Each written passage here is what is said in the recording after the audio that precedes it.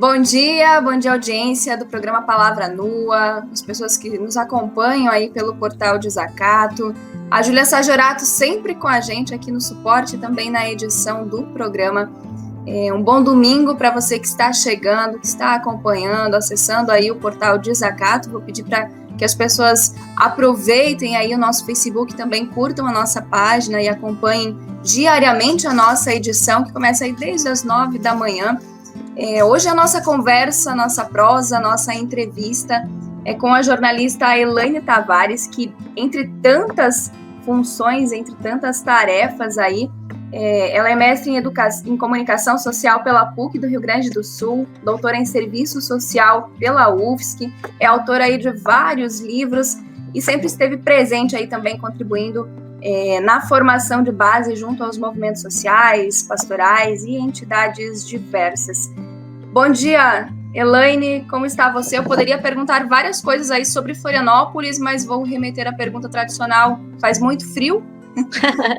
Sim, tá fresquinho, né? Para uma boa gaúcha, eu diria que está fresquinho, 11 graus.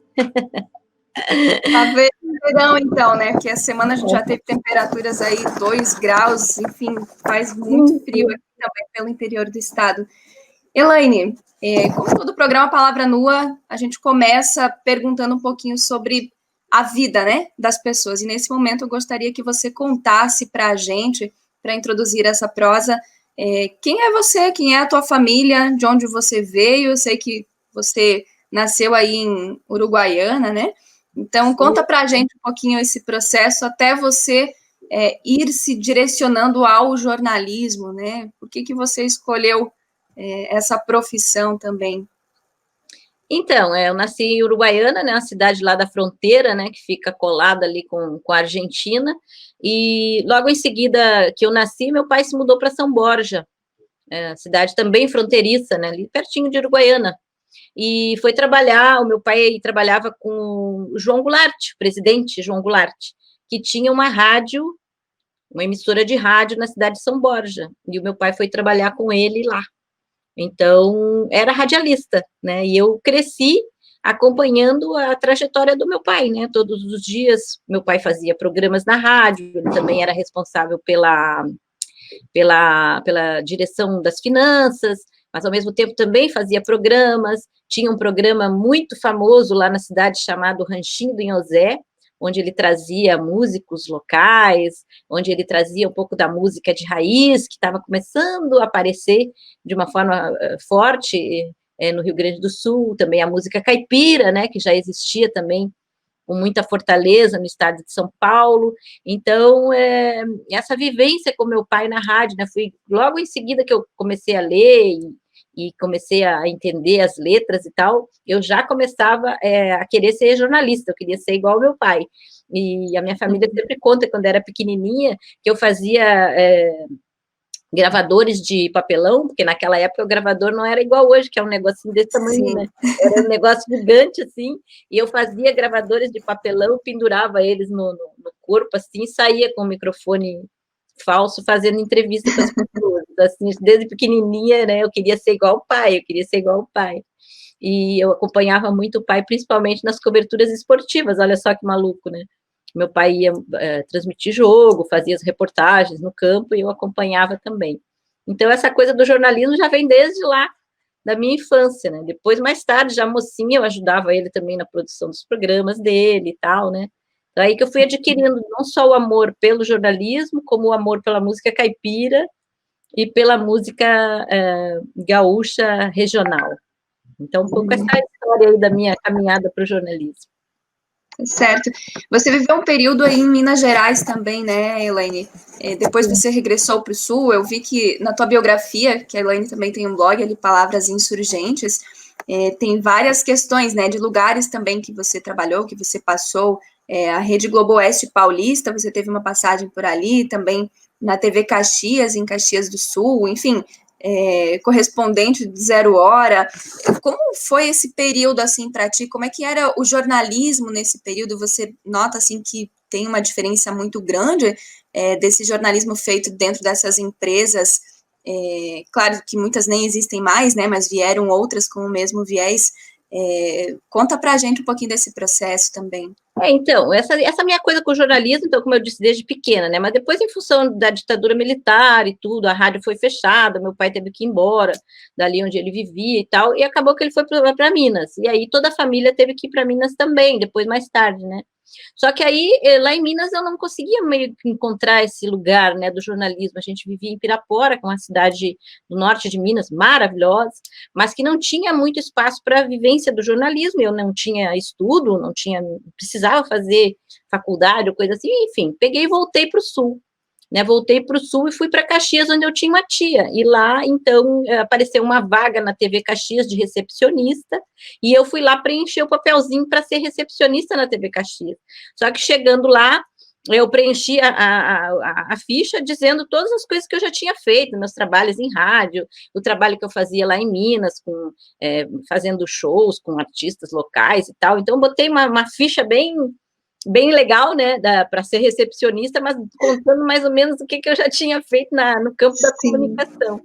E deixei a ficha lá, né, fiquei esperando. 2 dias depois apareceu um cara lá na casa da minha tia, me chamando para ir para a TV Caxias. Eu falei, oba, né, consegui o emprego. Aí, chegando lá, fui direto para a sala do diretor, me lembro dele como se fosse hoje o seu Enio, que me deu essa grande chance na vida. E aí ele perguntou assim para mim, bem sério, tudo isso que tu escreveu aqui, guria, é verdade na tua ficha? Tá, uns 40% que era mentira, né? Mas aí eu peguei e disse, sim, é verdade. Aí ele disse, então eu vou te contratar para ser repórter, tu topa? Tens coragem? E aí eu disse, vamos em frente, né? Eu tinha 20 anos.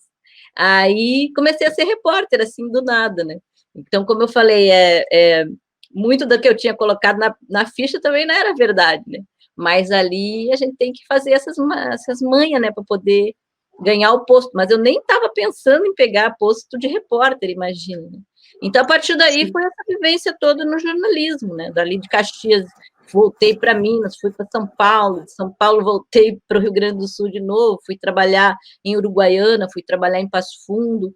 Então, e aí começando sempre essa coisa, como na época quem já tinha trabalhado antes de 79 podia ter o registro, né, não precisava ter diploma para exercer a profissão de jornalista, eu podia exercer a profissão tranquilamente. Eu só fui fazer faculdade mesmo quando eu já estava mais velha mesmo, né, porque eu quis por minha própria vontade, porque eu não teria necessidade de fazer para trabalhar.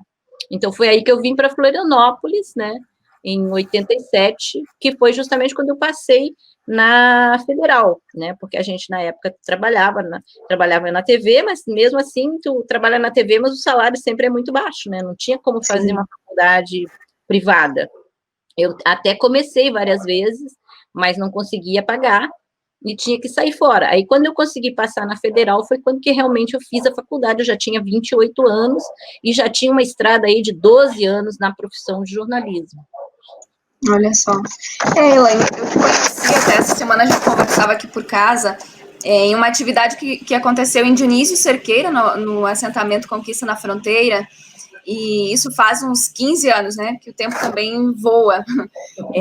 E a partir dali também, é claro, que outras pessoas que estão aqui nos assistindo, a Jo e o Pedro, eles te conheceram muito antes, durante o curso Realidade Brasileira, na turma do CEPET Araju, então eles lembram, né, de você nesse período já, mas a partir ali de Dionísio eu também fui conhecendo um pouco mais desse jornalismo que você trazia muito presente, né, o jornalismo de libertação e tal, enfim, tem um livro aqui que eu quero destacar, que foi o primeiro livro, assim, que eu conheci de você, que é o Porque é Preciso Romper as Cercas, né, do MST ao jornalismo de libertação, que aí traz um relato ali da ocupação, da luta da Fazenda Anone, que é um marco, não só para o Rio Grande do Sul, mas, né, para a história da luta pela terra no Brasil. Como foi a tua inserção também nessas coberturas, né, das lutas, dos movimentos também sociais, enfim, esse âmbito mais popular? Tudo isso é o pai, né? O pai tem essa participação especial, porque quando o pai trabalhava na rádio, que era do Jango, então era uma rádio que tinha toda uma pegada crítica, né? Eu já tinha essa coisa, né, de estar acompanhando nisso. Quando veio o golpe militar, a gente também sempre soube muito o que estava acontecendo, né, nós não éramos daquelas famílias que estavam alienadas do que estava acontecendo, a gente sabia, porque isso teve repercussões na nossa própria existência, né, por ser vinculado ao grupo do Jango e tudo, todo o processo que o pai viveu e a família toda. Então, assim, essa ligação com as comunidades, com os de abaixo, né, com os trabalhadores, ela sempre veio já desde lá de antes, né, do pai. E aí, quando eu comecei a trabalhar na televisão como repórter, era absolutamente natural para mim buscar essas pautas, né, de uma forma muito instintiva, porque eu tinha 20 anos e não tinha formação, né, então, de uma maneira muito instintiva, buscava na minha memória, né, aquela forma de fazer as coisas que o meu pai fazia na rádio e procurava fazer meio que parecido, né? Então era muito, para mim era muito natural já me ligar imediatamente aos sindicatos e tal. E naquela época estava nascendo o PT, nascendo a CUT, então era um momento de efervescência, né? O início dos anos 80, né? Eu comecei a trabalhar na TV Caxias era 82, então não tinha nem a democracia, estava assim voltando, né? E quando eu conheci, eu trabalhava em Uruguaiana e fui convidada pelo diretor da TV Passo Fundo para trabalhar em Passo Fundo. E fui para Passo Fundo. Quando eu cheguei lá, a primeira pauta que eu fiz foi na Fazenda Anone, que tinha acabado de ser ocupada, né? Tinha sido ocupada há alguns meses atrás da minha chegada. E comecei a fazer cobertura lá, praticamente todo dia a gente ia lá, né? E teve um momento específico da história da Fazenda Anônima, que foi o cerco. Eles ficaram 30 dias cercados pela polícia.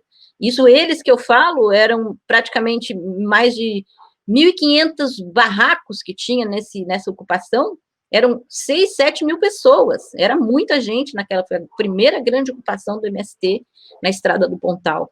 E nós ficamos lá 30 dias com eles, né, vivendo aquilo desde dentro, né, nós não estávamos reportando desde fora com a polícia, nós estávamos desde dentro com eles. Então, eu passava as noites conversando, tomando chimarrão, contando história. Então, aquela ocupação que foi um marco na história do Rio Grande, um marco na história do MST, ela foi um marco para mim também, né? Porque ali foi meio que uma universidade, né? Imagina tu passar noites e noites, 30 dias conversando com aquelas pessoas, com aquela vivência de luta, com aquela garra, né, por conquistar sua terra, o primeiro grande acampamento.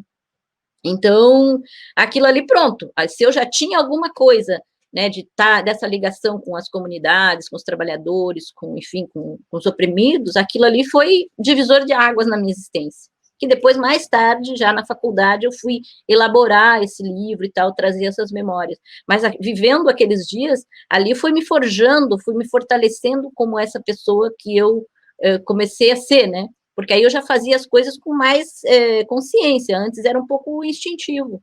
E aí foi isso, a vida continuou e todo o meu trabalho foi em função dessa minha visão, né? Tanto é que a minha passagem pela Globo em São Paulo, eu tive que, né, não deu certo, justamente por isso, porque assim, eu não conseguia perder essa coisa, né, de estar buscando essas pautas, buscando essas pessoas, buscando essas lutas.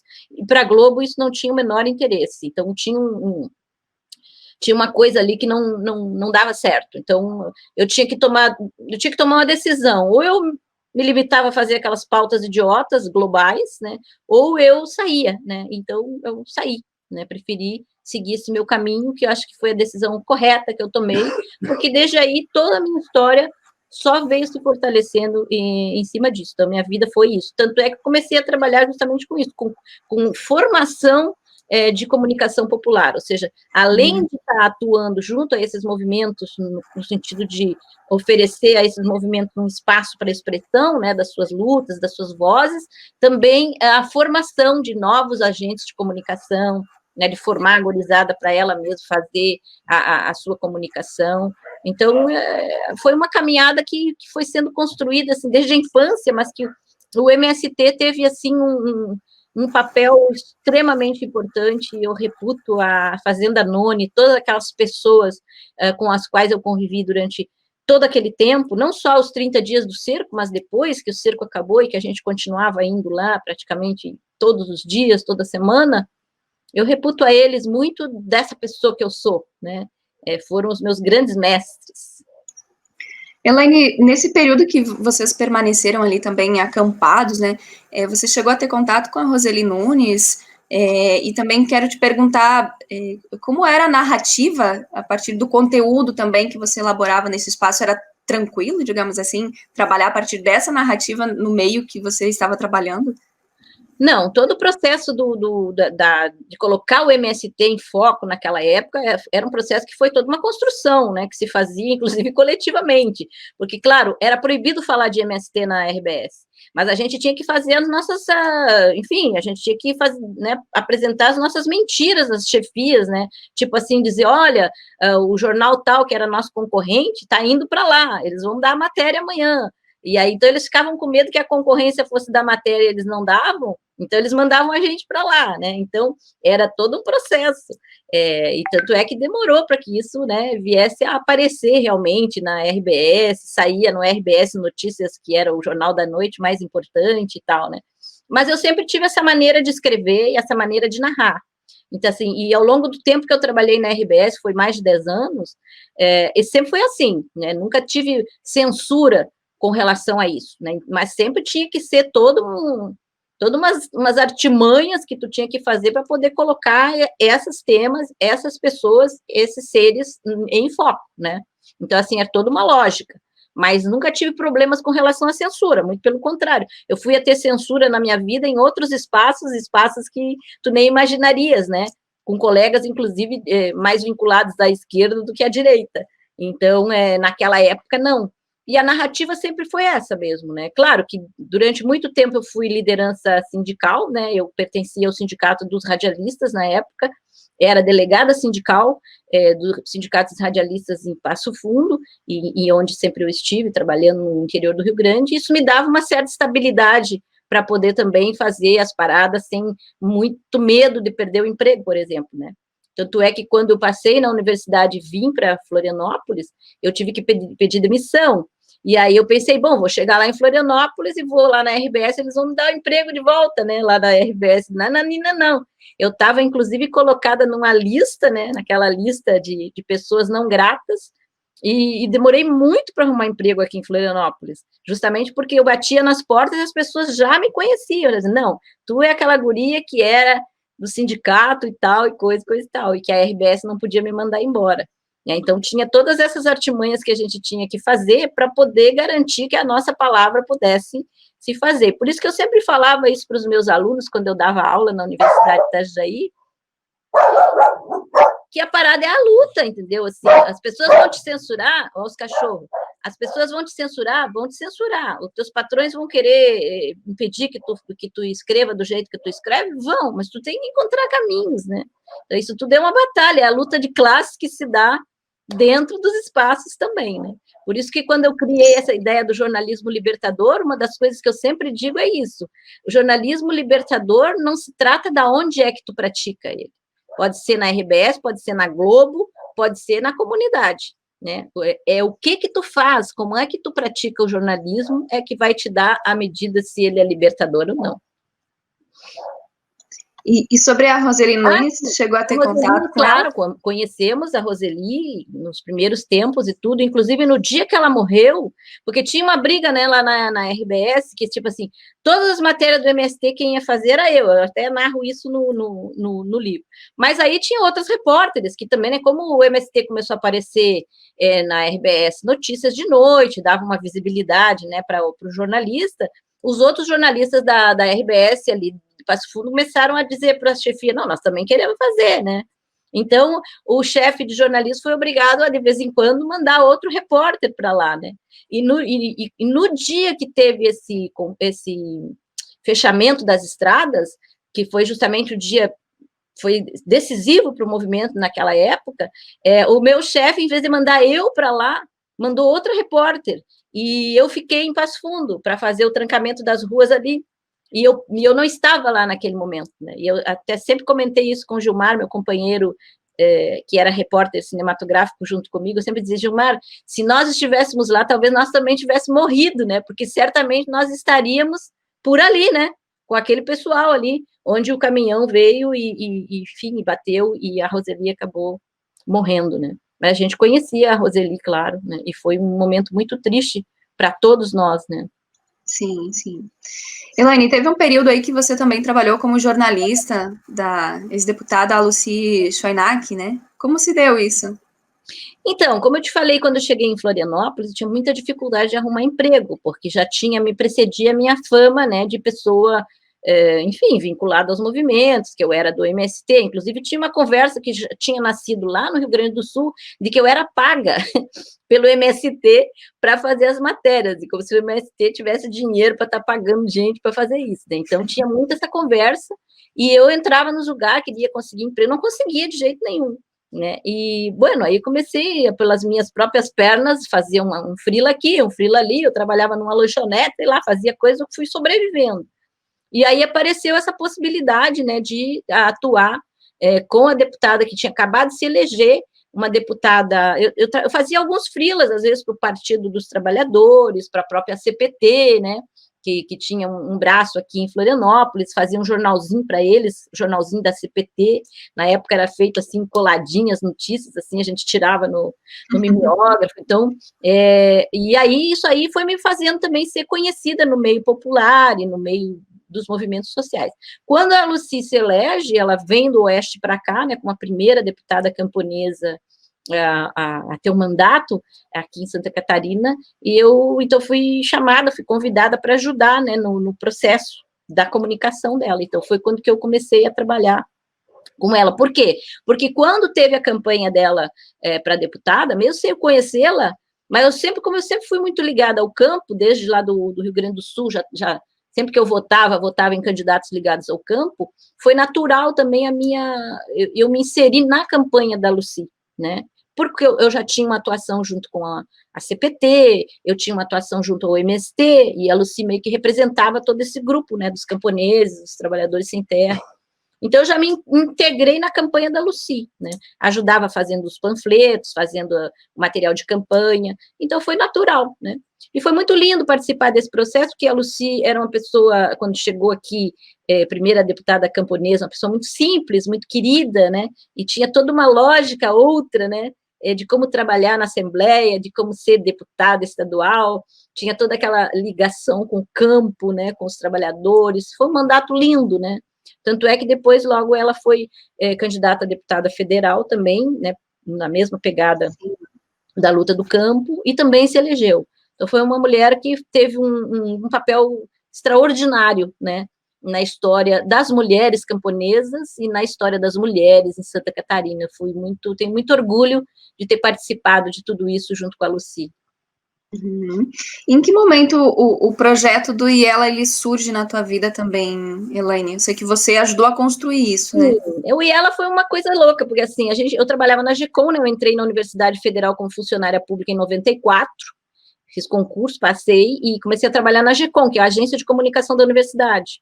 E quando foi lá pelos anos 2000, no início dos anos 2000, houve uma intervenção na GECOM, né? A GECOM, que sempre durante a vida toda tinha sido eleito o diretor da GECOM entre os trabalhadores e tal, pela primeira vez na história é imposto um diretor para a GECOM que não era funcionário de carreira, ele era um professor, que é hoje, inclusive, o chefe de gabinete da UFSC, o professor Áureo Moraes. E, na época, teve um confronto muito grande, porque nós não aceitamos a intervenção, não aceitamos a indicação dele, que, inclusive, foi feita numa época de greve, nós estávamos em greve, ele foi imposto lá pelo reitor da época, e pronto, começamos uma briga grande. Mesmo assim, nós perdemos, fomos derrotados, ele assumiu, e ele iniciou, então, um processo dentro da GECOM que tinha um processo de censura muito grande, né? Não só comigo, mas também com a minha colega jornalista Raquel Moisés. E a gente fazia os trabalhos e não eram divulgados, a gente fazia as matérias e não entrava no jornal. Então, assim, era um processo de censura que acontecia ali dentro da universidade e dentro da GECOM. E aí, pronto, o Nildo apareceu e disse, olha, vamos sair da GECOM, vamos sair desse sofrimento, a gente já estava mais de um ano vivendo aquele sofrimento, né? Vamos criar um projeto aí. O Nildo tinha essa ideia, né, de fazer um projeto sobre a América Latina. E aí, o Nildo convidou, e eu disse, vamos embora, porque eu não queria ficar ali dentro sofrendo, trabalhando, sem ver o meu trabalho aparecer, né? E aí, em 2004, nós fundamos, eu, a Raquel, essa minha colega, o Nildo e a Beatriz, que é professora do Serviço Social, fundamos o Observatório Latino-Americano, que era para ser um mero projeto dentro do trabalho do Nildo. Só que aí, 2 anos depois, o negócio já tinha crescido vertiginosamente, né? Já tinha um monte de gente querendo entrar na parada, não era só mais nós 4. E aí, então, que a gente teve a ideia de criar, então, o Instituto, né? Que aí teve um outro estatuto, né? O Instituto de Estudos Latino-Americanos. Isso foi em 2006. E a partir daí o Instituto só cresce, né? Então, isso aí foi... Eu sempre comento com o Áureo, né? Com quem eu tenho, até hoje, tenho uma boa relação, apesar das grandes batalhas que nós travamos, que foram batalhas políticas, não foram batalhas pessoais. Eu sempre comento com ele que ele, na verdade, me fez um grande favor em ter feito todo esse processo de censura para mim, né? Porque ao sair da GECOM e me vincular a esse projeto do Instituto, com o Nildo, com a Beatriz, a minha vida deu um outro salto, né? Aquele salto que tinha dado lá com o MST, do meu mergulho nesse mundo, desse universo popular, a UIELA deu um salto para a América Latina, né? Uma América Latina que eu já acompanhava, que eu já trabalhava, que eu já estudava, mas que no UIELA eu tive a possibilidade de fazer esse trabalho sistemático, né? Então, assim, eu cresci, né? Profissionalmente, eu cresci pessoalmente, e ela foi, assim, mais um grande divisor de águas, assim, na minha vida. Então, na verdade, esse processo de censura que eu vivi serviu para que eu pudesse viver essa experiência tão grandiosa, né, que é, assim, a primeira experiência de um instituto no Brasil, e que hoje, inclusive, já tem seus frutos, né, criando núcleos em vários lugares do nosso país. Sim, é uma grande referência que a gente tem, inclusive, né? Elaine, eu quero falar sobre um trabalho agora, que tem a tua produção aí, que é Artigas, um Caminho, né? Que você traz todo esse contexto aí também dos processos libertários do sul das Américas. Quem é o Artigas, para quem não conhece, e por que a gente precisa saber quem é Artigas, né? Porque às vezes também o pessoal meio que confunde assim, não, mas eu quero falar sobre comunicação, não quero falar sobre história, sobre América Latina e tal, mas eu acho que tem uma ligação nisso tudo, não tem? Claro, porque como é que tu vai fazer comunicação sem entender a tua própria história, né? E não dá certo, tu acaba sendo o papagaio do poder dominante ou sendo uma ameba, né? Reproduzindo informações que, como diz a Raquel, é manual de geladeira. O Artigas é uma criatura extraordinária, porque assim, quando a gente fala em América Latina e nos libertadores, a gente sempre lembra dos grandes, Bolívar, São Martín, Santander, o traidor, e assim, e o Artigas foi um cara que foi um dos libertadores aqui do sul, né, do Uruguai, e que foi o primeiro cara a que incorporou efetivamente nas suas tropas, de uma maneira igualitária, os índios e os negros, né, e as mulheres. Então, ele fazia assembleias para decidir as coisas. Então, assim, foi o primeiro grande líder aqui dessa turma dos crioulos, como a gente chama, né, os crioulos no sentido dos nascidos na América, que realmente tinha uma proposta popular, né? Quando pensou a libertação do Uruguai, ele tinha essa proposta popular. Tanto é que ele fez o primeiro grande congresso popular, né, com delegados de todo o país. Então, era um cara extraordinário, e é um cara muito desconhecido. Ele é desconhecido por nós todos aqui do Sul, né? E nós temos essa ligação, porque eu sou da Banda Oriental, nasci naquela região ali, né? Então, assim, desde pequena eu ouço falar do Artigas e eu achava incrível que ninguém conhecesse. E aqui em Florianópolis eu conheci uma uruguaia extraordinária chamada Gina Couto, que é uma mulher extraordinária que trabalhava com o MST e que depois trabalhava com a expressão popular, vendendo livros nas atividades, e ela sempre dizia, Elaine, temos que contar essa história, tu tem que contar a história do Artigas, tu tem, porque ela me dava pauta assim todo dia, né? E aí ela dizia, tu tem que contar a história do Artigas, tarará. Eu disse, tá, Gina, vamos contar então. E aí, então, um belo dia, né, quando a gente teve umas férias, eu, o Rubens, o Renato e o Antônio, pegamos o carro e fomos para o Uruguai, atrás dessa história. E a gente contou, então, um pedaço dessa história, que foi o pedaço do Êxodo, que foi quando o Artigas foi derrotado, e ele disse, bom, então tá, tô derrotado, tchau, vou-me embora, fiquem aí. Só que a população da cidade de Montevidéu não quis ficar, e acompanhou o Artigas. E durante 500 quilômetros, né, por 500 quilômetros, eles andaram atrás do Artigas, 500 quilômetros, e saíram de Montevidéu até o outro lado, na Argentina, para poder fugir dos brasileiros, dos ingleses, dos espanhóis, que tentavam tomar conta do Uruguai.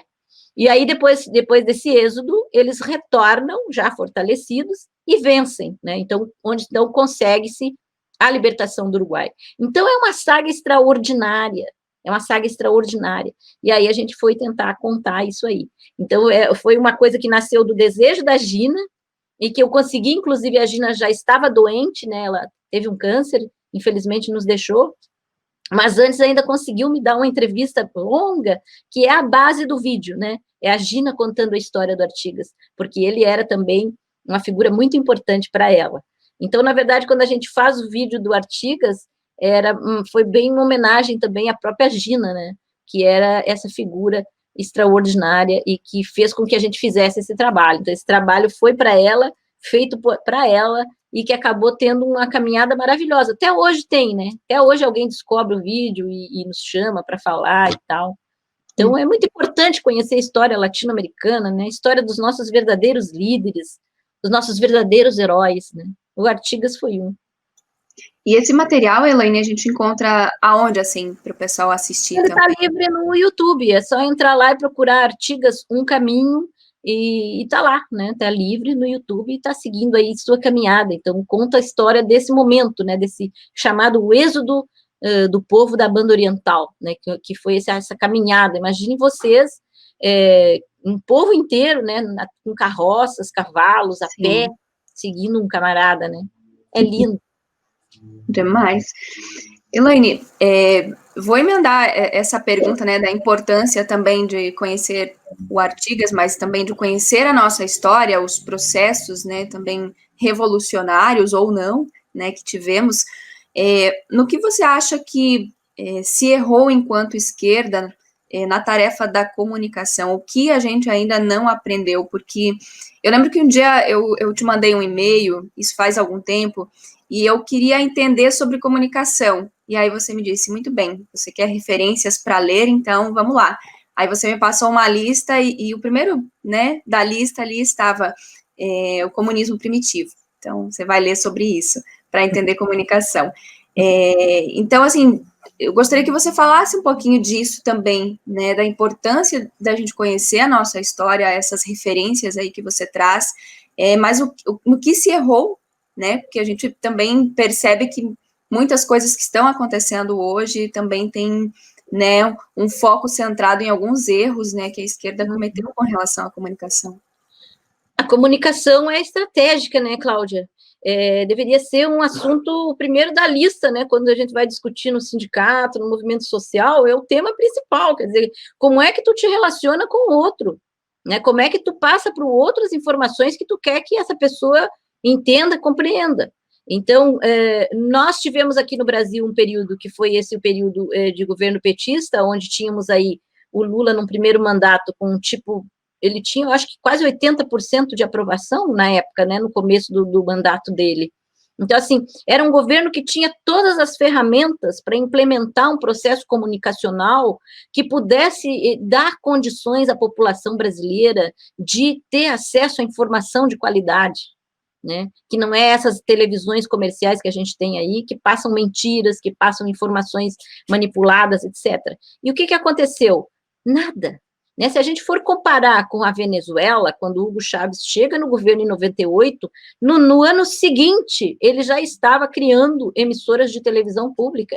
Então, assim, o governo chavista na Venezuela, ele criou, inclusive, uma televisão, um canal de televisão só para reproduzir produções comunitárias.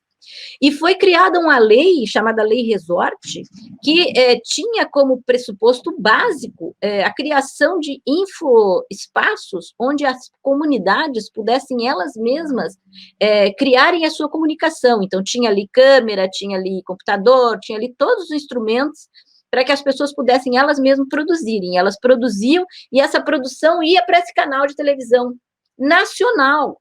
Ou seja, uma pessoa lá no estado de Zulia podia ligar a televisão e acessar esse canal, ou uma pessoa em Caracas, ou uma pessoa lá no sul da Venezuela. Então, assim, um projeto estratégico de comunicação, onde Hugo Chávez investiu na criação de televisões públicas, na criação de rádios comunitárias, né, na criação, não, no fortalecimento dos processos comunitários que davam nessa construção das rádios comunitárias, e na construção de todos esses espaços em cada comunidade que possibilitava as pessoas a fazerem a sua própria comunicação. Aqui no Brasil, não. E Hugo Chávez ainda criou a Telesur, que era um canal de televisão latino-americano, né, que podia ser pego em qualquer lugar da América Latina. E aqui no Brasil, inclusive, o Lula se negou a colocar a Telesur como canal aberto. Não deixou. E aqui no Brasil, inclusive, nós temos que acessar a Telesur hoje só pela internet, porque durante o governo Lula ele não permitiu, o que é um negócio que não tem razão, né? Então, gente, os erros que foram cometidos foram esses. Foi de ter medo de dar poder ao povo, né? Coisa que lá na Venezuela, é a primeira coisa que o Hugo Chávez fez foi isso, dar poder ao povo, ou seja, que as pessoas se capacitem, né? Então, o governo deu condições e espaços para que as pessoas pudessem se capacitar e produzir sua comunicação, enquanto que aqui no Brasil não. Aqui a gente, inclusive, teve que brigar contra o governo petista, que foi no governo do PT, um dos governos que mais fechou rádio comunitária aqui no Brasil, né? Então, veja você os erros cometidos. Depois eu me lembro que quando teve o impeachment da Dilma, eu estava num encontro lá em São Paulo, de blogueiros brasileiros, e a Dilma foi. A Dilma já estava vivendo o processo de impeachment, e ela lá fez a meia-culpa, né, dizendo, olha, realmente erramos e tal. Mas é um erramos que eu, sinceramente, eu não vejo um erramos real, né, de ver que não deu-se interesse à comunicação e perdemos, né. Hoje, por exemplo, nós perdemos, nós fomos derrotados no campo do discurso. Tanto é que o discurso vitorioso hoje é esse que está aí, é o discurso bolsonarista, né? Por quê? Porque eles usam a comunicação de uma maneira extremamente eficaz, e eles dão importância à comunicação. E, inclusive, nós ainda, Cláudia, no campo da esquerda, no campo dos sindicatos, por exemplo, ainda não acordamos para isso, né? Ainda não se dá o devido lugar da comunicação no processo de luta sindical e no processo de luta social. Então, esse erro continua sendo cometido, né? Hoje nós somos acossados por essa comunicação bolsonarista e perdemos esse discurso, né? Hoje nós estamos derrotados por esse discurso. E poder superar isso, precisaria que esses movimentos, esses partidos políticos, essa dita esquerda, pudesse fazer um meia-culpa sério, real, e começar a pensar estratégias de comunicação de massa, né? Porque eu sempre digo isso para nós todos. A comunicação comunitária alternativa, essa que a gente faz, ela é importante e necessária, mas ela ainda é muito ineficaz. Nós temos que ter acesso à comunicação de massa, que é o que os caras têm. Os caras têm televisão de massa, os caras têm rádio de massa, e os caras conseguem disparar mensagens massivamente nessas redes sociais. Então, eles têm o controle da comunicação de massa. Nós não. Então, nós temos que avançar para isso. Por isso, a única saída para nós, no campo da comunicação e no campo político, é a Revolução Brasileira, né? Sem isso, nós vamos continuar sempre dando murro em ponta de faca. A gente continua fazendo isso, porque é o nosso papel, mas a gente sabe o tanto que isso é ineficaz ainda, né? Como que nós vamos disputar com a Rádio Comunitária Campeche, onde eu trabalho, que tem uma abrangência aí de 1 quilômetro, que pega o quê? 4.000, 5.000 pessoas? Como é que eu vou disputar o coração e a mente delas se são bombardeadas pela comunicação de massa? É difícil? Sim. Inclusive, lembro de uma fala tua, Elaine, em um seminário que você fazia uma crítica, assim, logo ali na campanha também do Bolsonaro, que as pessoas ficavam rindo muito do que a equipe do Bolsonaro divulgava, e você dizia, não, pessoal, peraí, esse negócio aí é sério, né, porque as pessoas riam, levavam na brincadeira. Então, eu acho que tem muito a ver com isso também, né, esse ponto que você coloca, é preciso acordar para isso. Não é tão engraçado assim, porque o povo está sofrendo muito com isso hoje. Não é nada engraçado. E ainda, inclusive, ontem eu escrevi um textinho que eu coloquei na minha página do Facebook, que eu andei recolhendo, porque como eu tenho familiares que fazem parte, né, desse grupo, triste grupo bolsonarista, eu acabo tendo acesso a essas coisas, né? Então, assim, tu vai olhar, ver o que essas pessoas consomem como comunicação, e tu vê, assim, os horrores. Eles pegam fotos de artistas ou políticos que são contra o Trump, por exemplo, e fazem montagens acusando-os de pedófilos. Qualquer pessoa que é contra o Trump hoje é pedófilo. E eles fazem montagens horrorosas com essas pessoas e com fotos de crianças que tu não acredita naquilo. Só que as pessoas acreditam naquilo e passam a fazer campanha contra aquelas pessoas, contra os políticos, contra os artistas e tal, com base naqueles horrores. Essas pessoas livremente falam isso, Cláudia, no YouTube, e tu vai olhar lá, ver quantos seguidores essas pessoas têm, milhares, né? Tu pega um vídeo meu na internet, no máximo, tu vai conseguir ali 5.000 pessoas vendo, e tu pega um vídeo de um cara desses dizendo esses horrores, e tem milhares de pessoas vendo. Então, olha só a eficácia, né? E isso é reproduzido à exaustão. Então, eu poderia dar risada de um negócio desse, de ver, olha só, pegaram uma foto do Jason Momoa, por exemplo, meu príncipe, né, que é um artista de Hollywood, lindo, maravilhoso, pegaram uma cena dele que ele aparece com a mão em cima do peito da filha, num momento que ele vai abraçar a filha, só que a maneira como tu faz a edição, parece que ele está manipulando a criança. Então, assim, gente, isso é inacreditável que isso esteja sendo feito, que isso esteja sendo divulgado. E, sabe, isso não é motivo de riso, não é motivo de meme, isso tem que ser enfrentado de uma forma eficaz, né? Elaine, qual é a resposta? Eu não sei a resposta, mas nós temos que construir essa resposta coletivamente, né? Nós que fazemos comunicação, né? E aí eu volto a dizer, não vai ser através dos nossos vídeos na internet, que tem 5.000 vistas, contra esses caras que têm 225.000 vistas, 500 mil vistas, que nós vamos vencer. Né? Nós vamos vencer se nós tiver como nos comunicar de maneira massiva com a população. Senão, realmente, nós vamos ficar sempre para trás. Então, é muito sério isso. Como foi sério o início das igrejas pentecostais, que eu também já dizia lá no final dos anos 70, eu dizia, olha, isso aí é sério, olha, isso aí é sério, olha, isso aí é sério.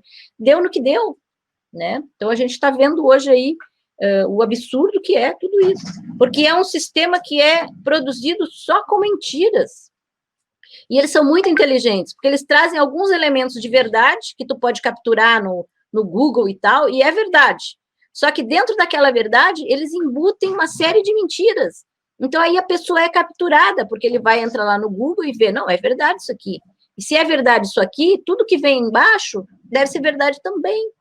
Então, olha, é um processo comunicativo muito inteligente desse pessoal, muito inteligente. E eles têm, obviamente, o sistema na mão, né? Que dispara para os WhatsApp de milhões de pessoas, né? Em um segundo vai para milhões de pessoas. Eu, Elaine Tavares, consigo mandar um WhatsApp para quê? No máximo umas 60 pessoas, né? Os caras disparam para milhões. Então, qual é a minha eficácia? Zero. Com certeza. E nesse tempo, assim, de pandemia, Elaine, a gente nota também que, poxa vida, todo mundo, é claro, utiliza esses espaços aqui da internet e tal, para fazer as chamadas lives, que eu prefiro chamar de transmissão ao vivo, que a gente já fica meio, né, querendo descolonizar também um pouco esse termo, mas todo mundo faz, né? Mas falta alguma estratégia, né? Tá se esquecendo de algum campo dentro da questão popular, para que a gente possa, claro, não somos donas e donos dos meios, né, de produção, então não tem como a gente fazer isso acontecer de uma forma massiva, mas mesmo assim, o que está faltando, né, porque me parece que falta ainda um olhar para a base, né, e ao mesmo tempo utilizar a internet de uma forma mais estratégica do que tem sido feito ultimamente. Uhum. Eu acho que a internet é um instrumento fantástico, né? Assim como o ferro de passar roupa, um instrumento fantástico, a geladeira. São instrumentos importantes para facilitar a nossa existência. E a internet é importante para potencializar a nossa comunicação. Mas como eu digo, Cláudia, eu tenho condição de fazer um blog, um youtuber e publicar as minhas coisas. 2.000 pessoas vão me ver, porque o que eu digo tem interesse para essas pessoas. Aí pega um cara desses malucos, que diz esses horrores, e vai ter 1 milhão de seguidores. Então, assim, a questão não é o lugar, entendeu? É o que a gente diz, né? E como é que a gente vai tocar as pessoas.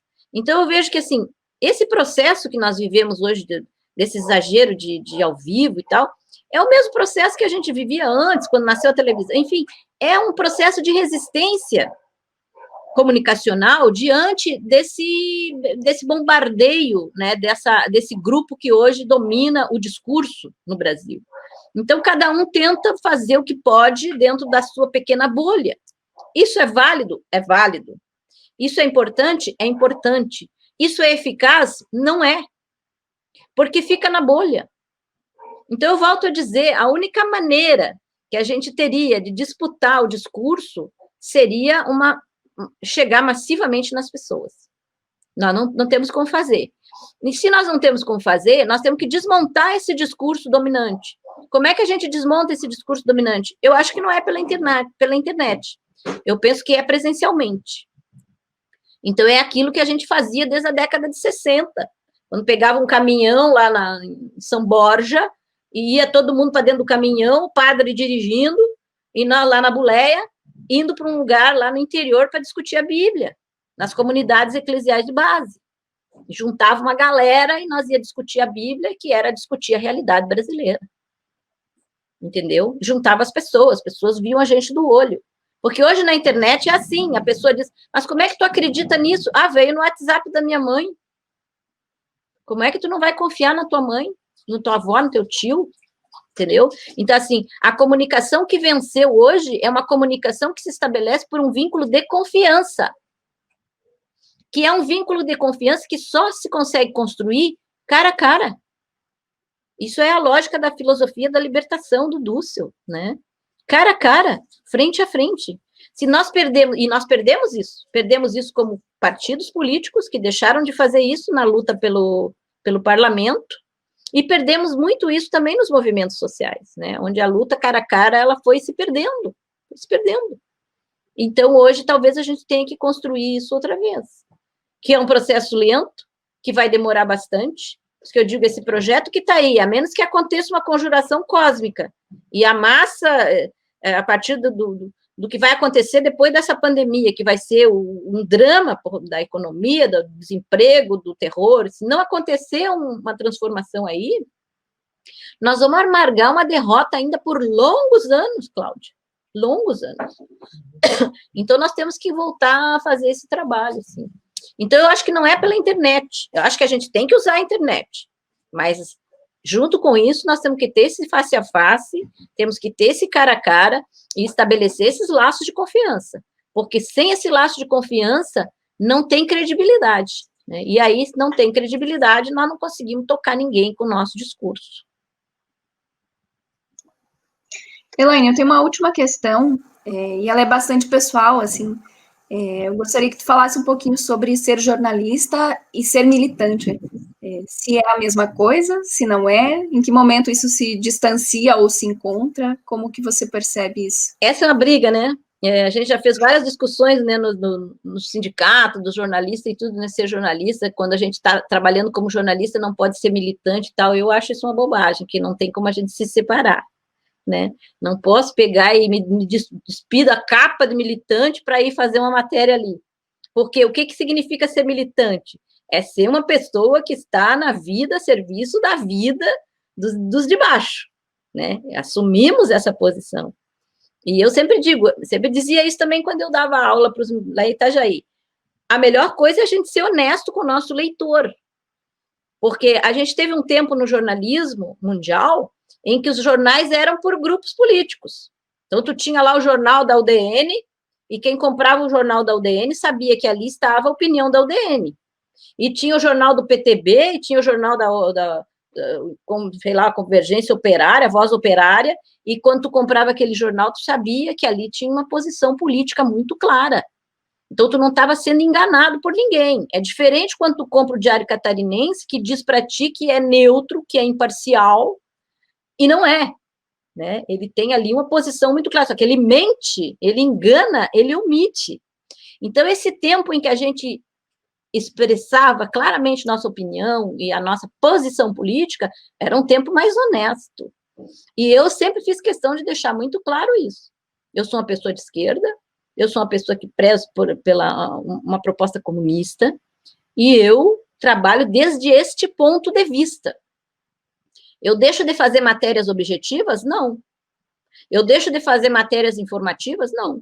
Mas sempre vai ser sobre o ponto de vista que eu escolhi para a minha vida. Né? Isso é a minha militância. Né? Agora, se tu está dizendo ser militante dentro de um movimento e, ao mesmo tempo, ser jornalista num outro lugar, né? Como é que tu faz a cobertura desse movimento que tu faz parte, sendo jornalista num outro lugar? Aí tu tem que dosar, porque esse movimento é a tua vida, digamos assim, e tu tem um trabalho, mas essa tua vida também tem a ver com a forma como tu trabalha.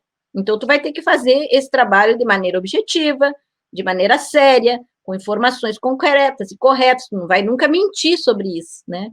Várias vezes, por exemplo, eu já fiz matérias fazendo crítica ao MST, que é, para mim, o movimento do meu coração, que eu amo de paixão, que eu me criei dentro dele. Agora eu vou deixar de ser crítica dele quando faz merda? Não, né? Então, assim, a gente tem que ser militante e tem que fazer a crítica nos espaços da nossa militância, também como jornalistas, mas não dá para separar, né? Aí tem muita gente que contrata um jornalista, por exemplo, num sindicato e quer que ele seja militante. Isso significa que ele não vai ter hora para comer, não vai ter hora para dormir, não vai ter hora para nada? Vai ter que ser militante 24 horas, sendo ele funcionário do sindicato? Não, opa, calma lá, né? Ele é militante, mas ele também não é escravo. Então, assim, todos esses meandros que envolvem a militância e o trabalho jornalístico, eles têm que ser pensados dentro de um bom senso, né? Mas que a gente não pode se separar, não pode, Cláudia. Assim como o jornalista de direita também não se separa, né, para fazer a sua cobertura desde o ponto de vista dele, da sua classe, ou da classe que ele defende, mesmo que ele não pertença a ela, né, que é o que acontece no geral. Então, assim, para mim, isso para mim é um falso dilema, né? Nós somos seres totais, totalizados, né, corpo e alma juntos, não tem separação, somos corporalidade e somos posição política clara, né? Então, por isso que para mim, sempre foi muito tranquilo eu expor para todo mundo de qual ponto de vista eu estou atuando. Porque eu desejo que o meu leitor, o meu espectador, saiba da onde é que eu estou falando, qual é o ponto de vista que eu estou falando, para que ele possa, sim, querer ouvir o que eu tenho para dizer ou não, né? Mas jamais enganar o leitor ou o espectador, fingindo-se de imparcial ou de neutro, porque isso aí ninguém é, né? Que todos os autores do jornalismo já superaram esse debate, né? Mas sempre tem alguém que traz isso de volta, né? Como agora mesmo eu vi uma notinha do ND, que é um jornal aqui de Florianópolis, que acabou de contratar um jornalista ultradireitista, bolsonarista, dizendo o ND, que é um jornal que preza pela ética, pela verdade, pela imparcialidade, está contratando esse jornalista que é neutro e imparcial e sério, e a gente sabe muito bem quem ele é, né? Nem neutro, nem imparcial, nem sério. Então, assim, não mente, pô, né? Fala a verdade. Pelo menos eu falo, né? Se isso me tira a gente do meu Facebook, ou tira a gente do meu blog, né? Sinto muito, companheirada, mas é preciso que a gente diga a verdade quem a gente é. E a gente que é militante não vai deixar de ser nunca, né? Mesmo eu agora, por exemplo, estou num processo pessoal aqui vivendo o cuidado com meu pai, me retirou de praticamente todas as lutas, me retirou presencialmente, corporalmente, mas a minha cabeça continua atuando e vibrando e atuando nessa direção, e com eles, né? Então, não há como separar. Muito bem, Elaine. Te agradeço por aceitar também o convite, né? Eu sei que, como você falou, tá bem difícil aí para ti, com os cuidados com o teu pai. Eu sei que ele tá aí do ladinho, em algum lugar. Mas te agradeço, tá? Por ter dedicado esse tempo e ter trazido tanta coisa boa, assim, pra gente refletir, pra gente pensar. Obrigada, querida. Eu que agradeço a vocês aí pelo trabalho de vocês, trabalho maravilhoso, né? Essa gurizada boa aí do Oeste e do Portal Desacato. Um grande beijo para vocês todos. Beijo para a Julinha, que está aí atrás também. Jornalista de primeira qualidade, como tu. Elaine, um beijo grande, tá? Fica bem aí. Qualquer coisa, dá um grito, que a gente dá um grito daqui também do interior e nos encontramos. Espero que essa pandemia passe logo para a gente tomar um mate junto, enfim, fazer o que gosta. Não vejo a hora. Tá bom, Lúcia? Um abraço para todo mundo. Tchau. Tá bem. Tchau, tchau.